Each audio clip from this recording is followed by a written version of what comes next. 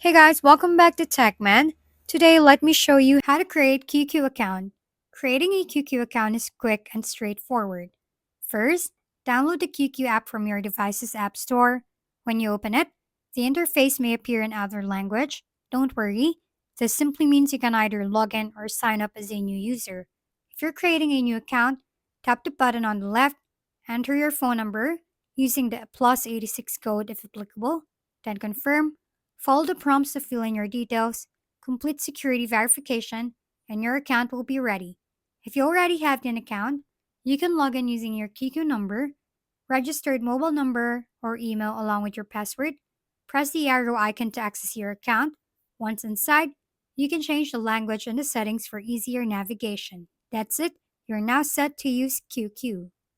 If we've been helpful, kindly give us a thumbs up and don't forget to hit the subscribe and bell button for more contents. For any questions and suggestions, comment down below.